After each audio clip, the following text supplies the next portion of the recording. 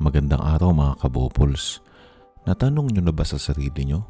Anong mangyayari kung magpiprint ang bangko ng sangkatutak na pera at ipamamahagi sa mahihirap? Mukhang magandang idea, di ba? Lahat may pera, walang magugutom, at pwedeng bumili ng kahit anong gusto nila. Pero sa totoong buhay, hindi ito gumagana. At ipapaliwanag ko sa inyo sa pinakamadaling paraan. Ihambing natin ang ekonomiya sa isang malaking mall at ihambing naman natin ang pera na parang isang gift certificate or GC. Sa mall, ang mga tao ay may iba't ibang halaga ng GC na magagamit pambili ng produkto at serbisyo. May sapat na tindahan at produkto na bumabagay sa bilang ng GC na umiikot sa sistema. Ngayon, paano kung palihim na nagprint ng extra GC ang may-ari ng mall at palihim na ipinamigay sa iba? Ibig sabihin, mas maraming tao ang may GC pero hindi nadagdagan ang paninda sa mga tindahan. Dahil dito, ang ibang produkto ay mabilis maubos at ang mga tindahan ay maaaring taasan ang hinihinging GC upang kumita pa rin.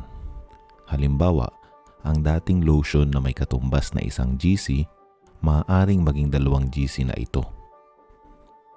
Paano kung ang tindahan ay hindi agad nakapagdagdag ng supply? Maraming customer ang mag-aagawan sa parehong produkto.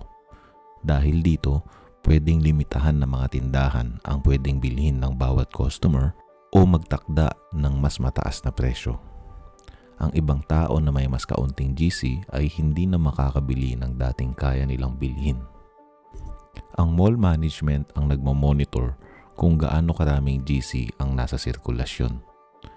Kung napansin nilang biglang dumami ang GC nang walang katumbas na dami ng paninda, maaaring limitahan ang paggamit ng GC o pilitin ang mga tindahan na magtaas ng produksyon o supply.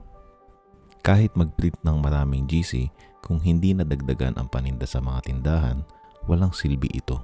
At ang masaklap, maaaring mag-collapse at magsara ang mall. Ang solusyon ay hindi basta magprint ng GC, kundi siguraduhin na may sapat na supply ng paninda at serbisyo. Ang ekonomiya ay hindi tungkol sa dami ng perang umiikot, kundi sa dami ng produkto at serbisyong available. Kung ang gobyerno ay magprint ng maraming pera nang walang katapat na paglago sa produksyon, tataas ang presyo ng bilihin at bababa ang halaga ng pera. Kaya sa halip na basta magdagdag ng pera, ang mas epektibong solusyon ay palakasin ang industriya, trabaho at produksyon ng bansa. Sabi nga nila, kung totoo ang money tree, ang halaga ng salaping tumutubo sa punong ito ay katumbas lamang ng mga ordinaryong dahon. Hanggang sa muli, mga kabopols.